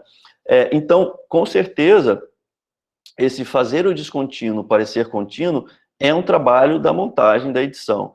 Mas não só, porque se a gente não tiver determinados cuidados na hora de capturar a imagem, na hora de produzir a imagem, a montagem não vai resolver, a edição não vai corrigir erros fundamentais, por exemplo, que envolvem o cenário, a iluminação, a caracterização do personagem, né, a posição da câmera e dos personagens, né, que dão o mínimo, né, o que a gente vê de continuidade física e espacial, né. Um exemplo que todo mundo conhece são justamente os erros de continuidade, né. Todo mundo já viu algum programa que mostra um plano em que o personagem está com um objeto na mão e no seguinte não está mais, ou que usava um adereço na roupa e no plano seguinte não está mais, né? Isso é objeto de atenção, né, de curiosidade. Por quê? Porque são falhas que mostram, que revelam, né, a ilusão, né, do que é de fato descontínuo, mas que é feito para parecer contínuo, né? Então, esses são todos elementos que exigem muito trabalho na hora de fazer um filme, né? Justamente porque eles podem colocar em xeque esse objetivo, né? De não atrapalhar a narrativa com evidências, né? Com furos, né? Na sua continuidade. Então, para justamente a gente ter essa noção de continuidade, que é um auxílio, né, que é um amparo para a narrativa, para que o espectador tenha a oportunidade de mergulhar nessa narrativa, né, nesse transcorrer de ações que trazem para ele emoção, medo, afeto, né, e até o final feliz, vamos dizer assim, né, existe uma série de elementos, muitos dos quais eu já falei, e alguns que a gente vai falar agora. Então, o principal objetivo é criar esse mundo visualmente coerente, né? Que parece coerente, né? Que parece funcionar tal como a nossa vida, né? Como um todo contínuo e com uma lógica de continuidade espaço-temporal. Lógico que a gente sabe que o cinema, ele tem liberdades em relação a isso, né? Como, por exemplo, essa mudança do espaço físico, a mudança do tempo, né, por meio de um corte, né, então você pode voltar no tempo, você pode adiantar, você pode estar numa cidade e ir para outra, né, o cinema tem todas essas liberdades, mas isso é feito dentro de um sistema de causa e efeito que é inteligível para o espectador, vamos dizer assim, né? Então, isso também se aplica não só à questão do espaço-tempo, como ele é representado, mas se aplica também a coisas como o comportamento do personagem, os conflitos, né, os valores que estão em jogo na narrativa, né? Eles precisam ser semelhantes aos que nós, como espectadores, vivemos e conhecemos, né? Não são coisas que estão fora, né, vamos dizer assim, da humanidade do espectador, né, do que ele conhece como ser humano que vive e tem experiência, né, das coisas. Isso é importante para que o espectador possa reconhecer e se envolver e se posicionar, né? Então, essa construção da ilusão de continuidade ou da continuidade tem a ver com um tratamento do espaço-tempo, né, como se ele fosse natural, ou como se ele fosse seguisse uma lógica de causa e efeito. E isso também se aplica, e por isso que a gente está falando aqui em relação à montagem, a como um plano puxa o outro plano, né? Acho que essa formulação ela é bem simples, mas eu acho que ela é clara para a gente pensar que os cortes não podem ser gratuitos também. Essa passagem ela é uma passagem justificada e motivada. Geralmente, na maior parte das vezes, a justificativa é narrativa. Então, por exemplo, lá no filme do Bombeiro, né, a gente estava falando, os planos duram demais, passaram 6, 7 carruagens, né? Esse plano poderia ser menor. Por quê? Porque a informação que ele tinha, ele já me passou com 5 segundos, depois que 2 carruagens passaram. Então, isso é uma justificativa para interromper o plano ali e passar para o seguinte, né, para onde essa ação está se desdobrando, né? E esse corte, ele está justificado por uma relação espacial de continuidade, né, de continuidade espaço-temporal, né? Além desse exemplo, tem um exemplo muito comum, que é o exemplo dos diálogos, né? Geralmente, o que acontece quando a gente tem uma cena em que 2 personagens dialogam? A gente tem uma estrutura em que o espectador vê aquele que está falando, né, num plano próximo, e não vê o que está escutando. Isso não quer dizer que a gente entende que o personagem que está escutando desapareceu. A gente supõe que ele está ali, né? A gente só não está vendo naquele momento, mas que ele está naquele espaço-tempo determinado. A gente chama isso de campo contra campo, né? Essa alternância entre os falantes num diálogo. E apesar de parecer irreal, se a gente pensa estritamente num ponto de vista realista, formal, né? Como de repente some alguém, né, da imagem, a gente aceita essa construção como uma construção coerente, né, visualmente coerente. Outros elementos que são importantes para a justificativa dos cortes, né, e dos cortes narrativos, principalmente, são as elipses e os saltos, né.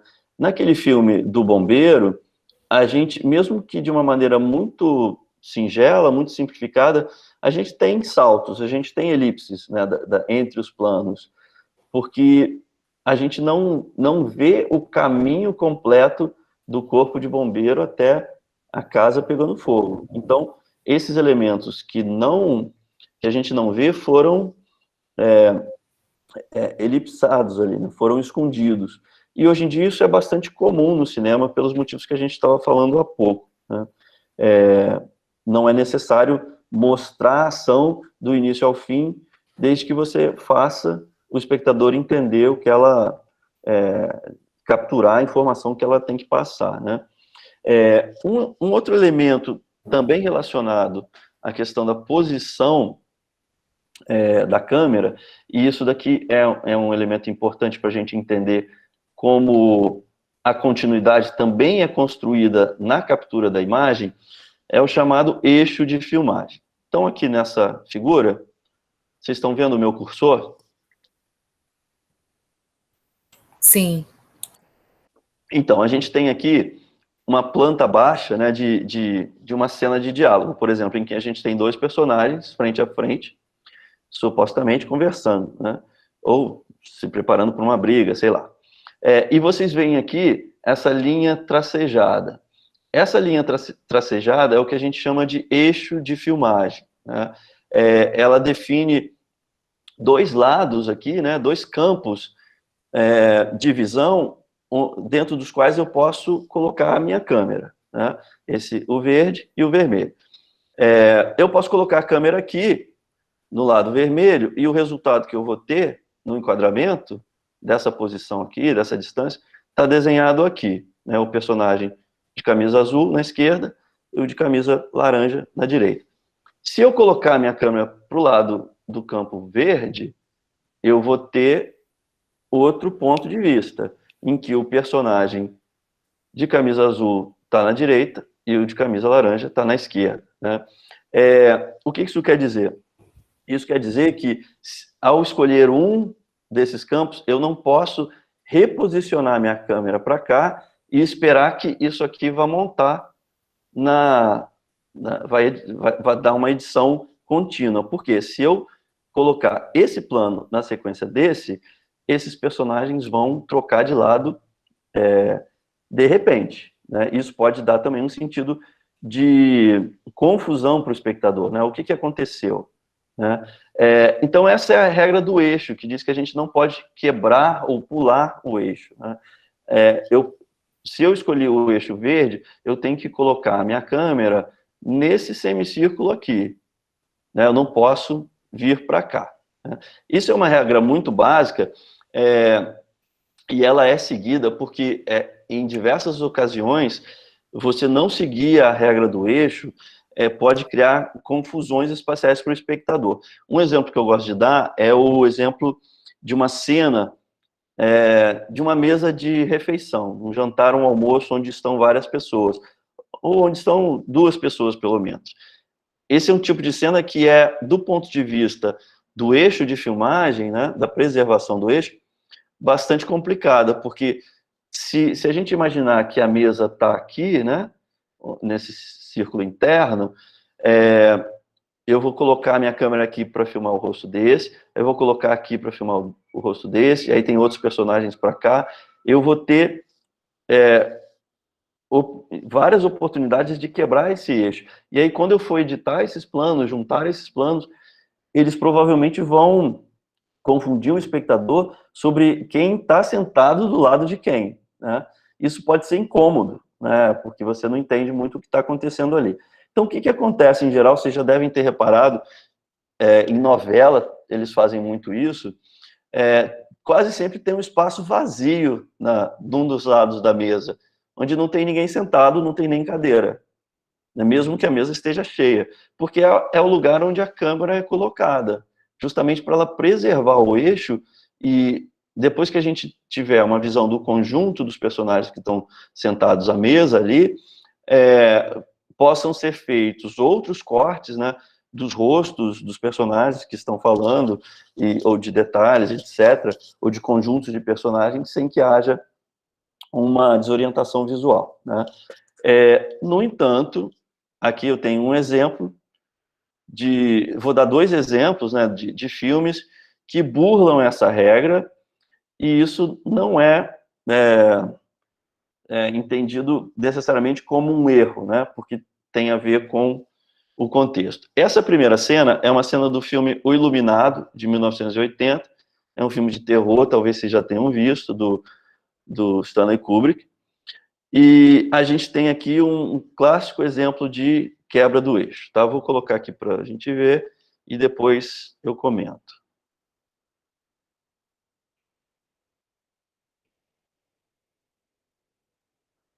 Albert Grady. That's right, sir.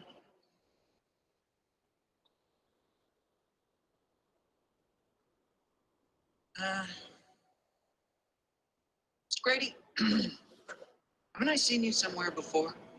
What is that? I don't believe so.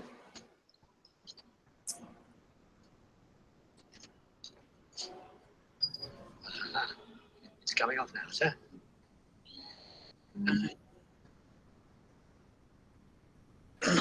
Grady, weren't you once the caretaker here? Why, no, sir. I don't believe so. You, married man, are you, Mr. Grady? Yes, sir. I have a wife and 2 daughters, sir. And, where are they now?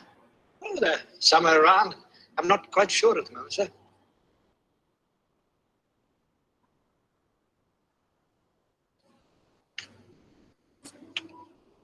Mr. Grady, you were the caretaker here. I recognize you. I saw your picture in the newspapers.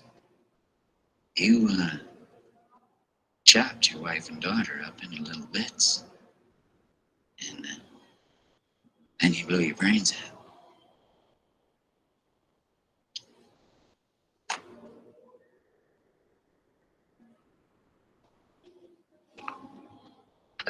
Bem, aqui a gente teve a quebra do eixo, né? Vocês viram que os personagens mudaram de lado, né? No plano seguinte. É lógico que a gente entende que a câmera foi reposicionada, né? Isso não é um choque, né? Porque também ela se afasta um pouco, né? E mostra numa outra escala o plano, né?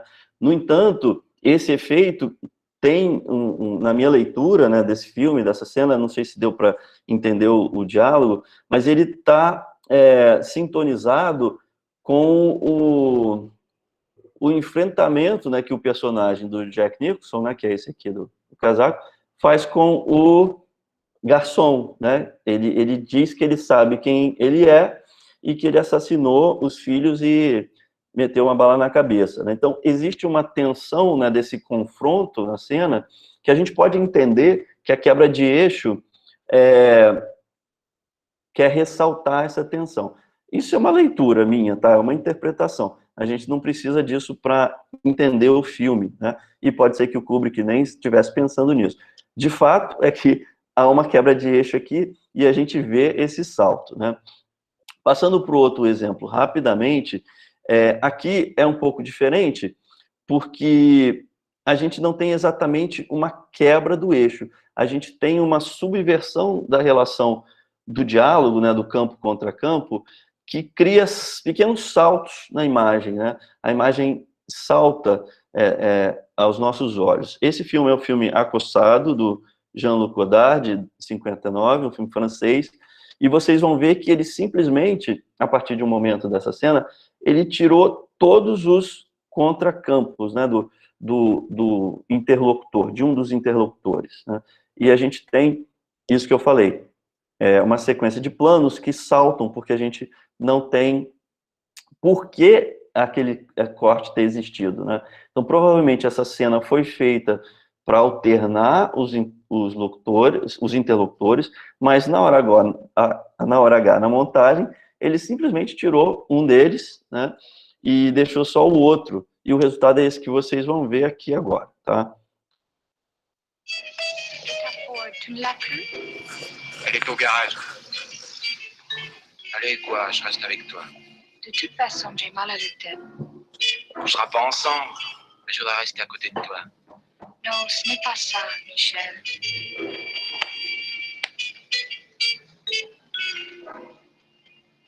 Pourquoi vous êtes triste? Parce que je suis triste. C'est idiot. Pourquoi tu es triste? C'est mieux quand je dis vous ou tu. Pareil, je peux pas me passer de toi. Tu peux très bien. Oui, mais je peux pas. Regarde une Talbot, elle est belle, 2,5 litres. Tu es un garçon. Quoi?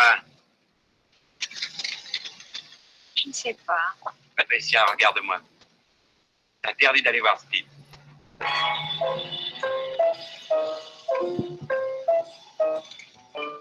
Hélas, hélas, hélas.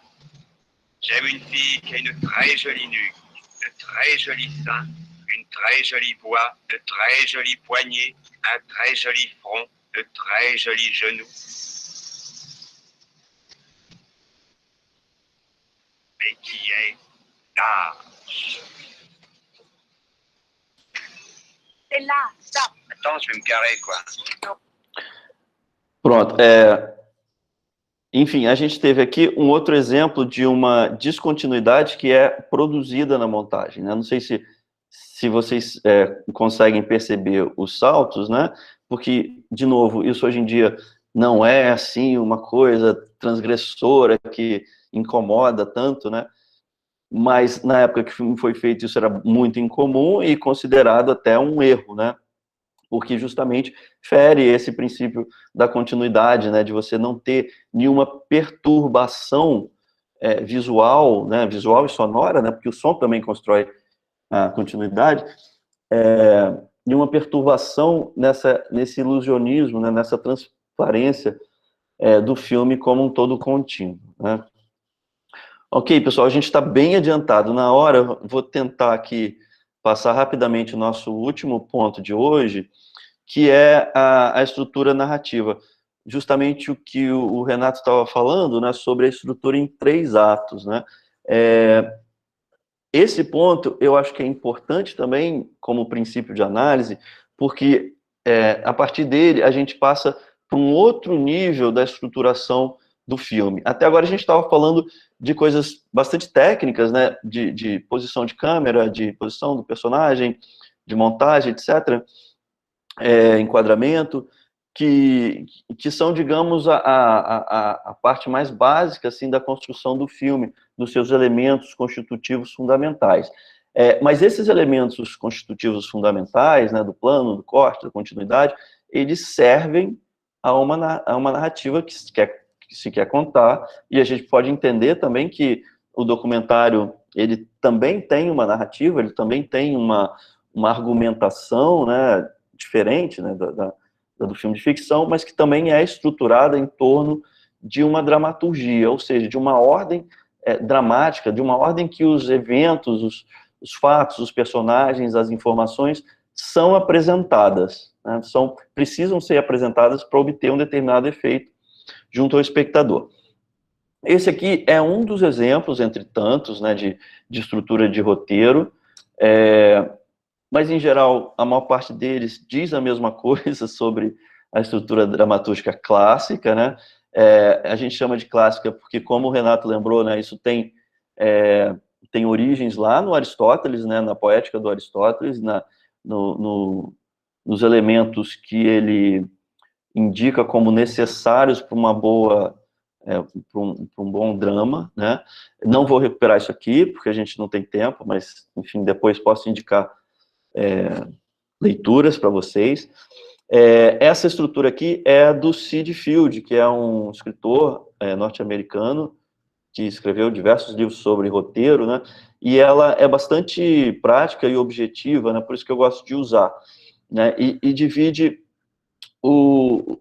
os filmes em geral, né, esse modelo de dramaturgia é dividido em 3 atos com 2 pontos de virada, né, 2 plot points, né, e esses atos, né, eles são organizados dentro de determinados objetivos ou funções, né, vamos dizer assim, né, e ele diz que, assim, via de regra, a história começa com uma situação em equilíbrio, né, que sofre uma perturbação, e dessa perturbação que corresponde ao plot point 1, ponto de virada 1, se seguem conflitos, né, numa crescente, geralmente numa crescente, né, esses conflitos vão se acumulando e se aprofundando, né, até encontrar um outro ponto de virada, um ponto em que esses conflitos chegam no seu clímax, né, no ponto de, vamos dizer assim, esgotamento, né, em que eles precisam ser resolvidos e conduzir o filme a um novo equilíbrio, a uma nova, vamos dizer assim, uma nova paz, né, em que os conflitos não estejam mais tão presentes, né. Então, é essa estrutura que orienta a organização, vamos dizer assim, de 90% do que é produzido no cinema clássico, narrativo. Talvez pudéssemos pensar também nas séries, né, mas aí a gente tem que pensar na série como um todo e não nos seus episódios, né, mas esse modelo se encaixa bastante perfeitamente com algumas adaptações, talvez, hoje em dia, na maior parte dos filmes que a gente vê, né? E essa estrutura dramática, aí eu retomo um ponto do que a gente estava falando antes, ela é muito importante para a gente entender aquela história da expectativa do espectador, né? Como o espectador já chega no filme com determinadas ideias, né? Com determinadas informações e com uma expectativa do que ele vai ver, né? Eu vou dar só um exemplo, que é justamente o que permite que o filme termine, que seria o terceiro ato, né? Sem a resolução do conflito, você não satisfaz, vamos dizer assim, o espectador quanto ao encerramento do filme. Ou seja, é só com a solução do conflito que o filme pode ser encerrado, né? A gente já viu alguns filmes em que, né, a gente termina assim, vai terminar assim? Como terminou assim? Por quê? Porque geralmente esses filmes se encerram, muitas vezes, como uma forma de vamos dizer, confronto com o espectador, né, com as suas expectativas, mas eles se encerram de uma maneira que o espectador não considerou que o conflito foi resolvido, né? Então, é um fim que frustra essa expectativa do espectador. Do mesmo jeito, a gente não pode ter um filme em que não haja, não pode ter, o que eu estou querendo dizer, segundo essa estrutura, tá, pessoal?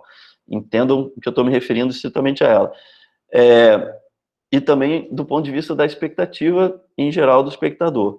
Você não pode ter um filme que não se desdobra em conflito, em que nada acontece, um filme paradão, né? Vocês também já devem ter visto algum filme assim, porque ele também, de alguma maneira, frustra essa ideia de um conflito crescente, uma ação crescente que leva a um momento climático de não retorno, vamos dizer assim, de solução, de encontro de um novo equilíbrio.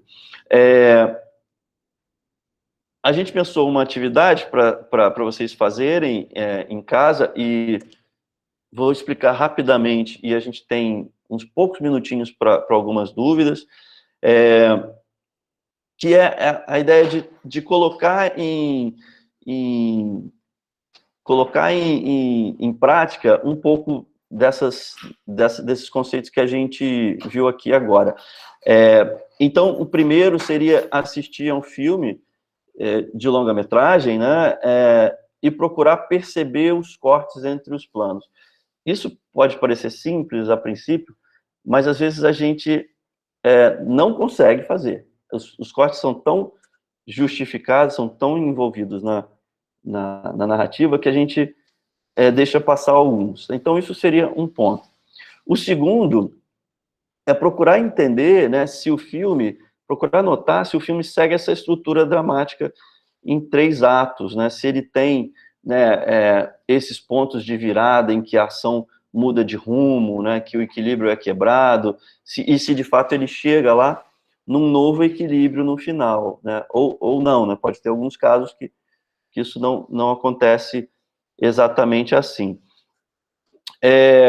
Como sugestão de leitura, a gente trouxe para vocês esse livro da Flávia Cesarino Costa, Primeiro Cinema, Espetáculo, Narração e Domesticação, que tem muito mais sobre essas coisas que a gente estava falando hoje, né, esses conceitos, essa invenção de um cinema narrativo, né, em torno do espetáculo e da narração, e da criação de um olhar domesticado, né, e domesticado no sentido de acostumado a ver os filmes de uma determinada maneira, né.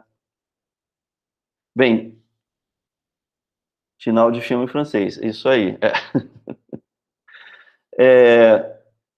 Pessoal, enfim, a gente tem um pouquinho de tempo, a gente já passou da nossa hora, mas se vocês quiserem, não sei, Gisele, se tem... Luiz, só confirmando, a próxima aula é o mesmo link, né? Que tem umas pessoas que precisam sair. Sim, a próxima aula é o mesmo link, pessoal. Vamos usar o mesmo link, porque isso facilita um pouco, né, de ninguém perder o link ou não receber o e-mail, tá?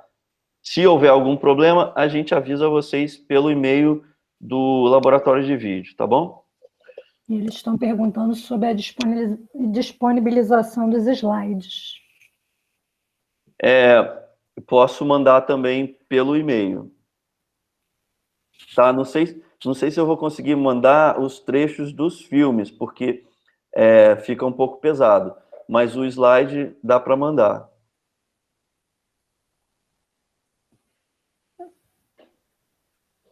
Mais o que, Gisele? O restante são comentários. Eles comentaram que as novelas na pandemia, elas estão usando muito as atrizes sem uma encontrar com a outra, né? Um dos colegas falou que tem uma amiga que é especialista em ver isso. Acho que a Liliane tinha uma questão. Olá, a questão é sobre a atividade assíncrona, né? É para disponibilizar na próxima aula, por e-mail, escrito, ou vai ser mais um diálogo? Quem quiser fazer por escrito, pode mandar para a gente vai tentar ver e dar um feedback.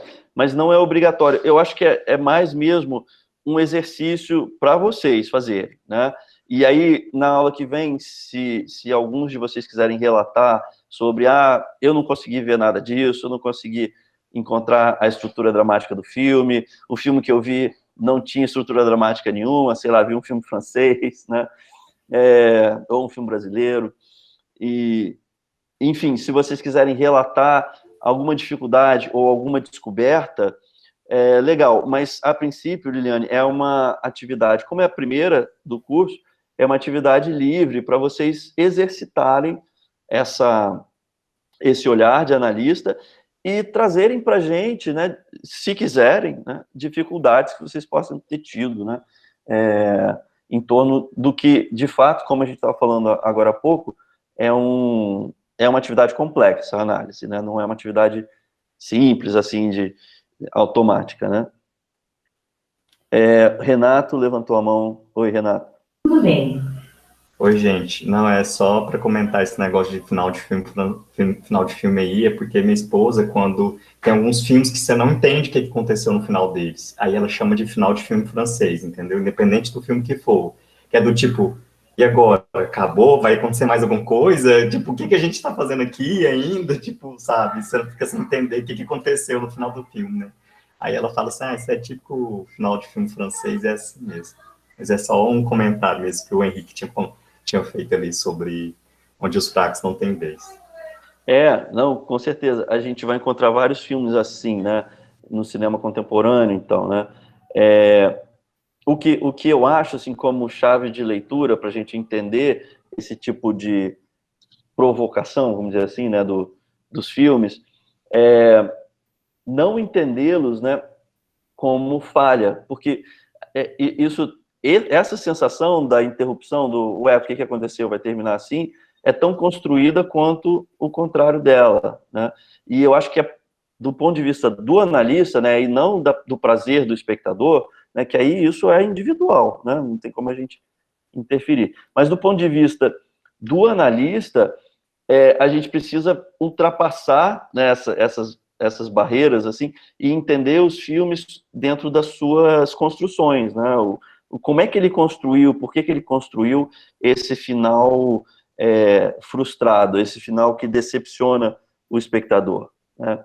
A gente tem realmente na tradição, assim, do chamado cinema moderno, né, que a França, a Itália, né, fizeram fama, né, em torno desse cinema, que transgredia, né, as regras do cinema americano, falando assim muito superficialmente, tá, pessoal? Mas que foram também assimiladas pelo grande cinema narrativo, né, em diversos elementos. Então a gente consegue ver um filme bastante hollywoodiano, como, não diria bastante hollywoodiano, né, mas um filme hollywoodiano como Onde os Fracos Não Têm Vez, né, em que esses elementos são trazidos para a narrativa, né, eles são incorporados de alguma forma também provocativa do espectador, né. Alguém mais tinha levantado a mão? Pediram para você repetir o nome dos filmes que foram passados e o nome do livro, que eles falaram que foi muito rápido, o livro indicado. Tá, eu vou fazer o seguinte, a gente vai mandar os slides para vocês, aí tem tudo lá, mas eu escrevo aqui também. Os filmes são A Vida de um Bombeiro Americano,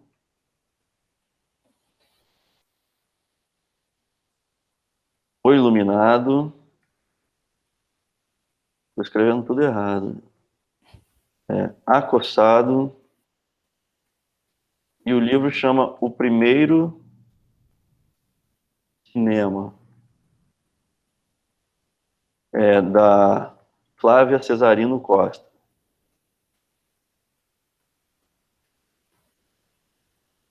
Vocês devem achar esse livro na rede, em PDF. É um livro muito interessante.